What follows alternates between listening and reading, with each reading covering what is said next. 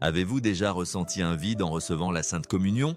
Comme si, malgré votre foi, l'expérience n'était pas aussi profonde qu'elle pourrait l'être, vous retournez à votre banc. Faites le signe de la croix, mais au fond de votre cœur, il semble que cette rencontre sacrée aurait pu être plus intense. Comme si vous aviez reçu quelque chose d'immensément saint sans savoir quoi en faire. Vous n'êtes pas seul. De nombreuses âmes pieuses passent des années à assister à la messe, à communier chaque dimanche, parfois même quotidiennement, sans jamais vraiment saisir la grandeur et la délicatesse de ce moment où Dieu entre en nous. Voici le point essentiel.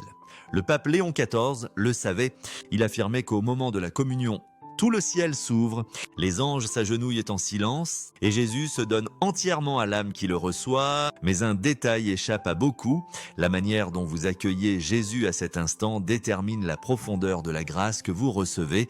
Il ne suffit pas de dire « Amen », il ne suffit pas de répéter des prières automatiques.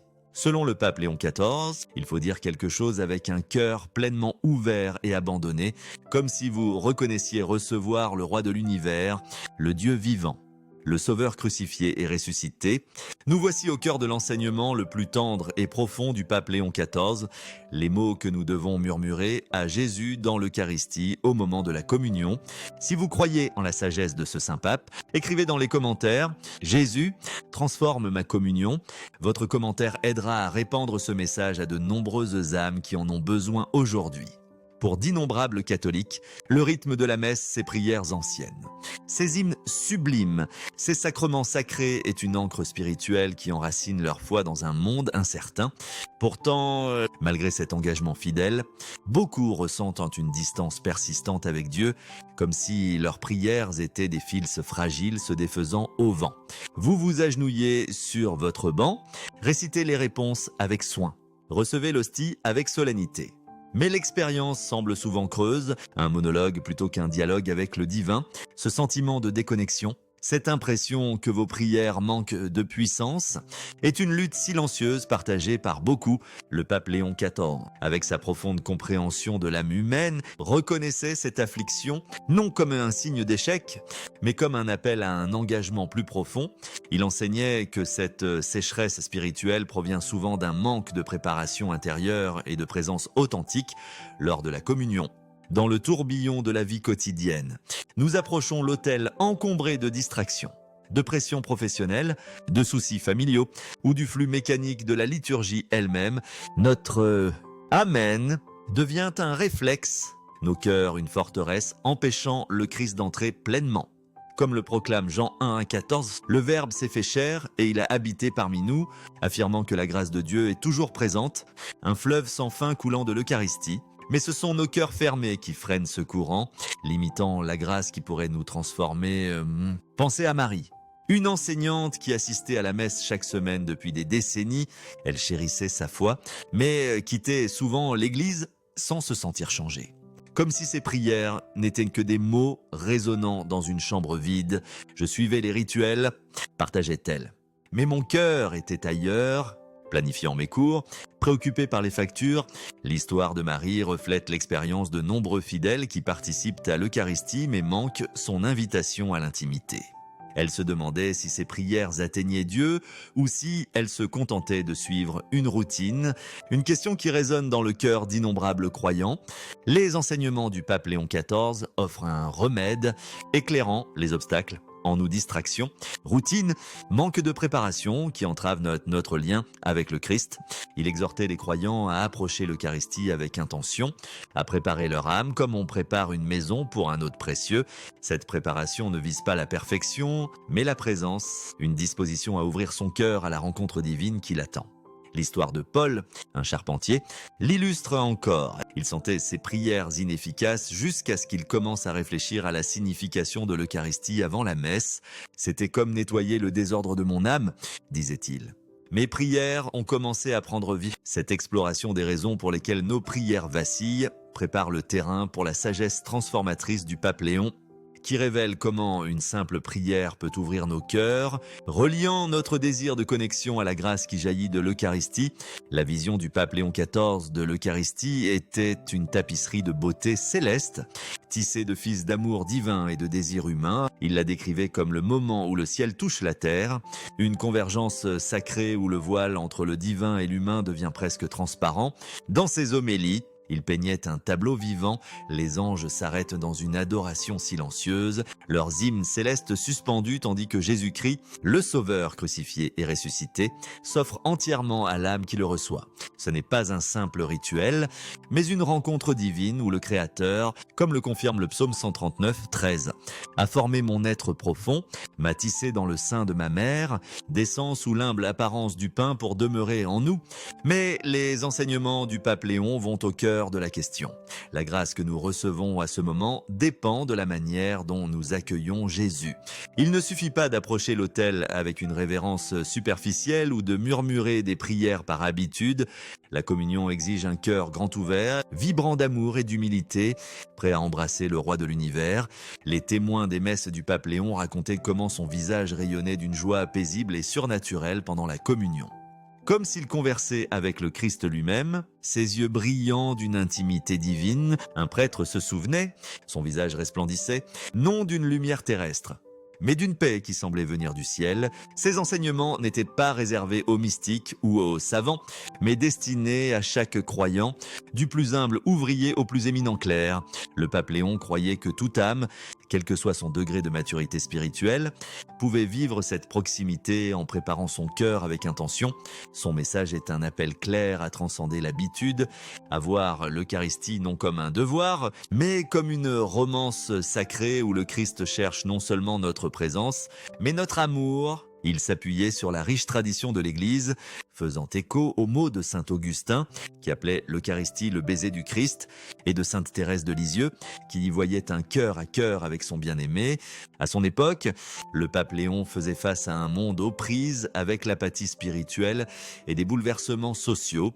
Son insistance sur l'Eucharistie comme source de renouveau résonnait profondément, offrant un chemin pour redécouvrir la présence de Dieu dans une ère fragmentée. L'histoire de Giovanni, un marchand qui assistait aux messes du pape Léon, l'illustre. D'abord sceptique, Giovanni fut touché par la ferveur du pape.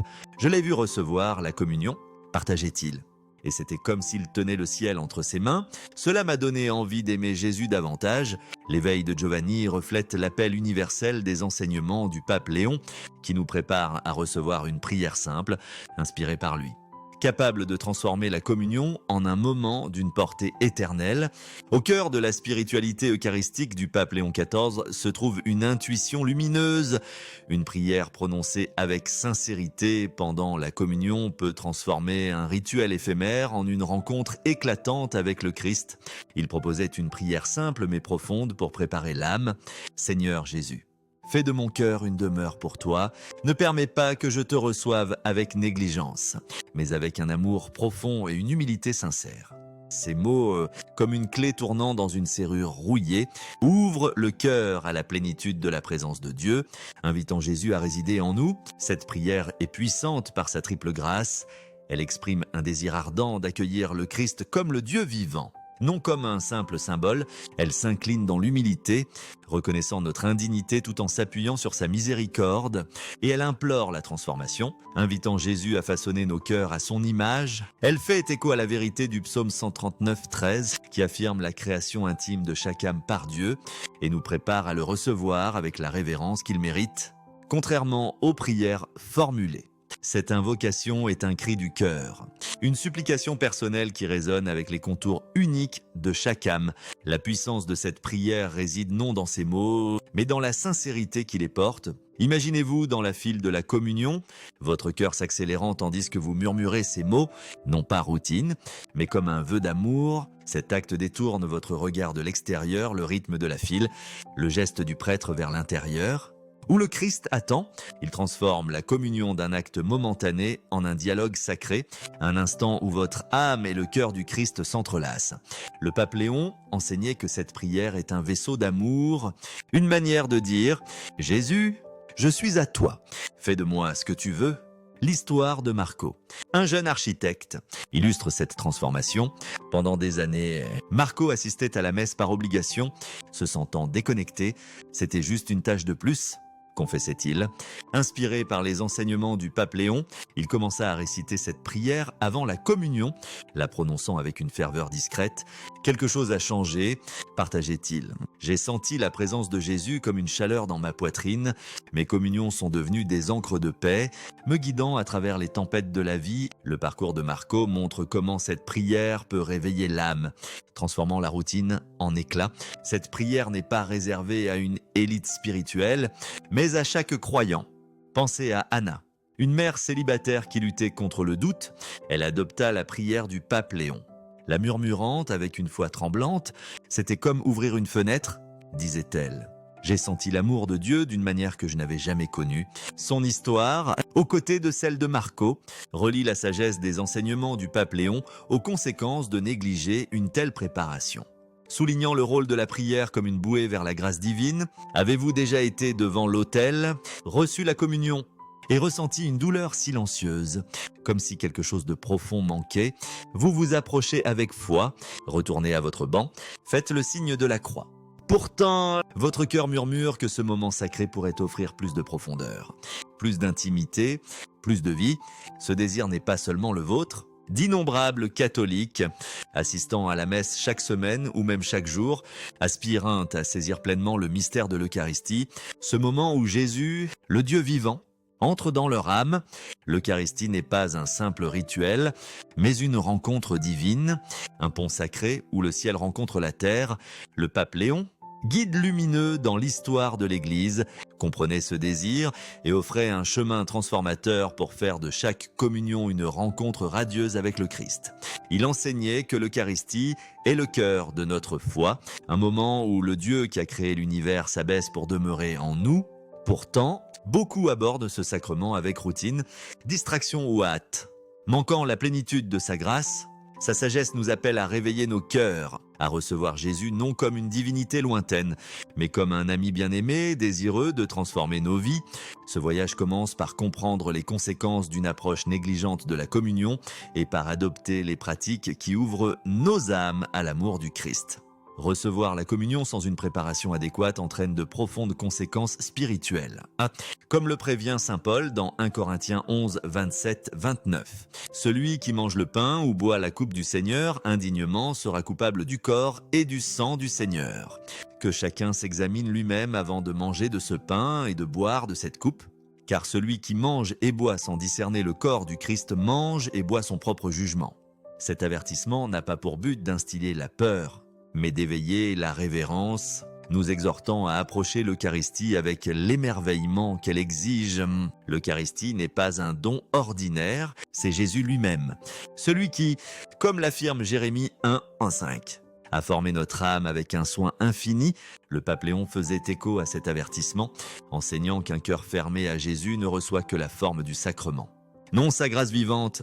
Lorsque nous approchons l'autel avec distraction, indifférence ou routine, nous risquons de gaspiller le don divin qui nous est offert. Au lieu d'une rencontre transformatrice, nous vivons une ombre du sacrement, un rituel dépouillé du feu de l'esprit. Cette négligence peut conduire à une léthargie spirituelle où la foi devient une habitude creuse et notre amour pour le Christ s'éteint comme un foyer laissé sans soin. Avec le temps, cette indifférence érode notre vitalité spirituelle, nous laissant à la dérive dans une mer de routine, déconnectés du pouvoir de l'Eucharistie pour renouveler et guérir.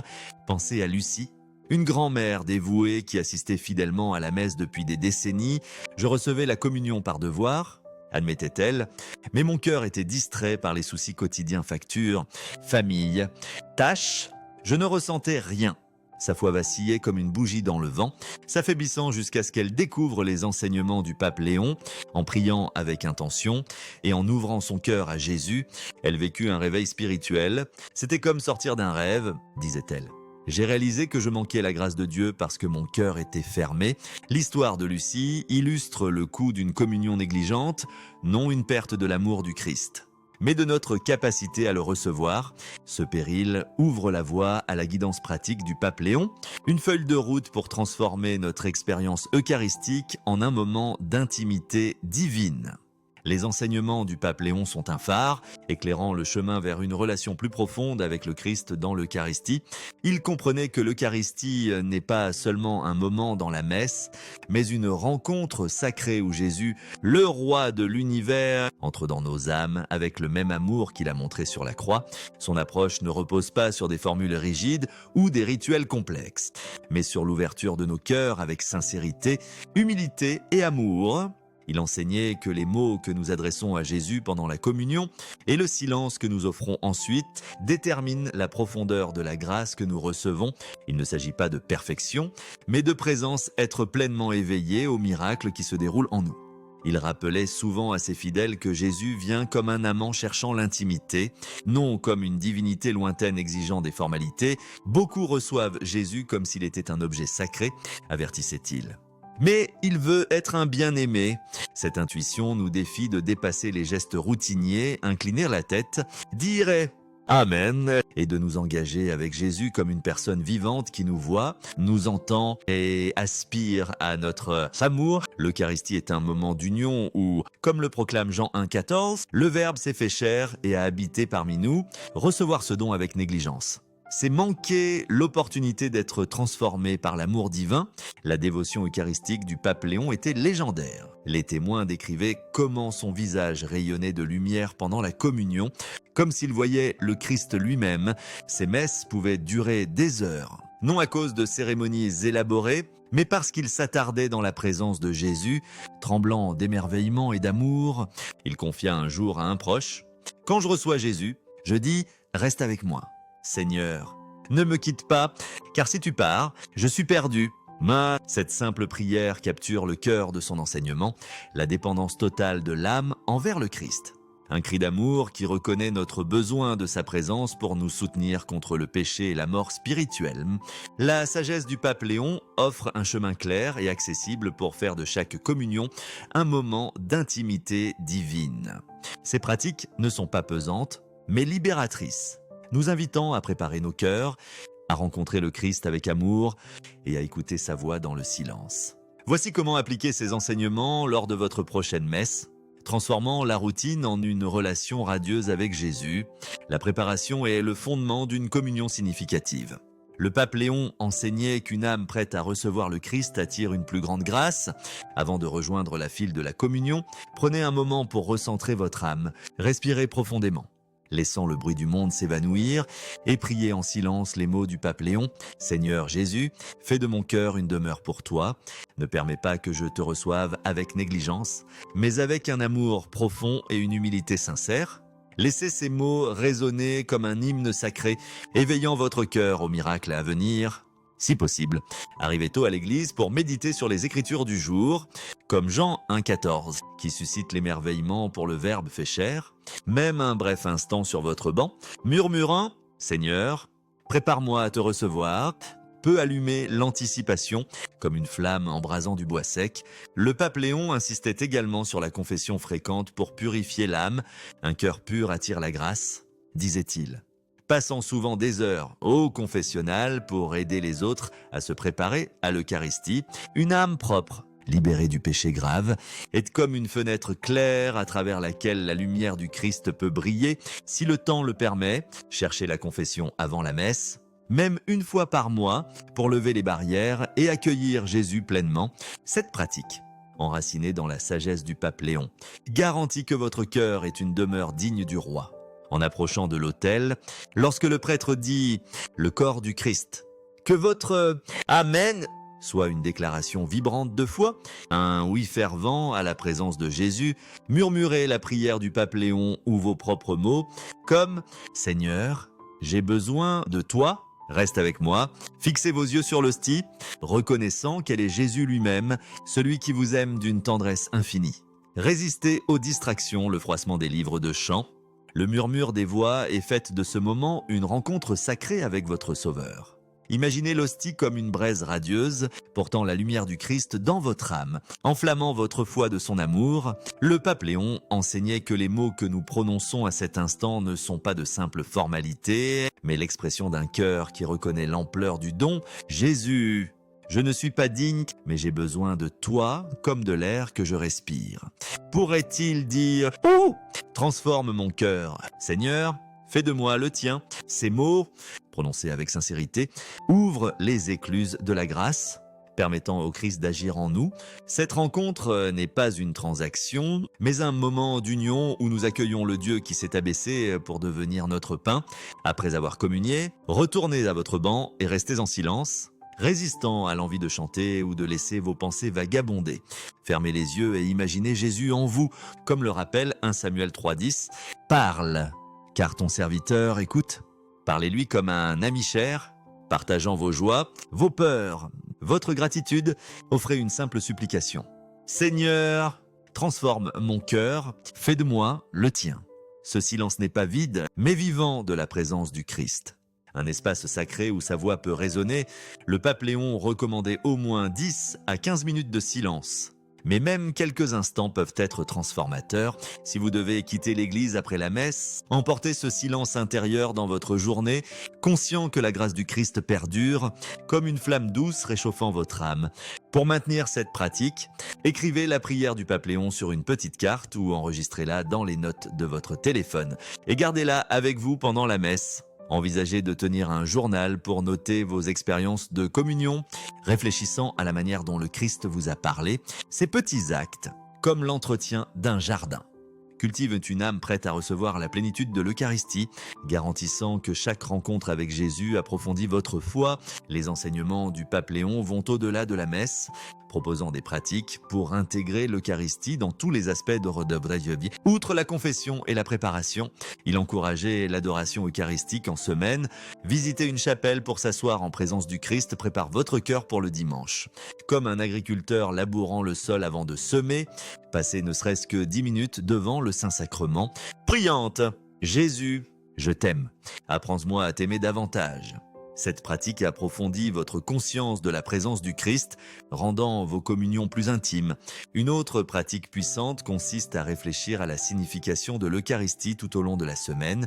Le pape Léon enseignait que l'Eucharistie est une continuation de l'incarnation du Christ, un mystère où Dieu se fait petit pour habiter en nous. Méditez sur cette vérité quotidiennement.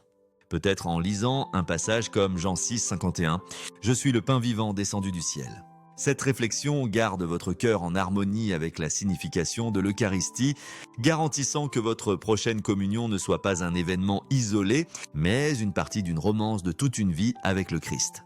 L'histoire de Sophie, une infirmière submergée par le stress, illustre la puissance de ces pratiques. En adoptant la prière du pape Léon et en s'attardant dans le silence après la communion, elle trouva un refuge. Ces moments sont devenus ma force, partageait-elle. J'ai senti Jésus parler à mon cœur, me donnant du courage pour mes patients. La transformation de Sophie montre comment les enseignements du pape Léon, enracinés dans les conséquences de la négligence, nous préparent à une foi renouvelée qui rayonne dans tous les recoins de nos vies.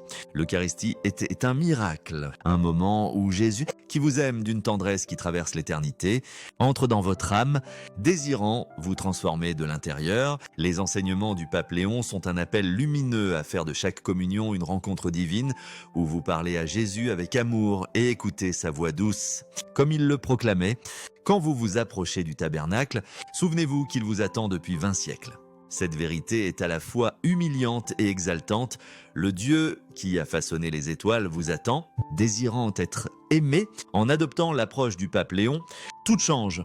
Notre résistance à la grâce s'estompe, notre cécité spirituelle guérit et notre capacité à aimer divinement s'élargit.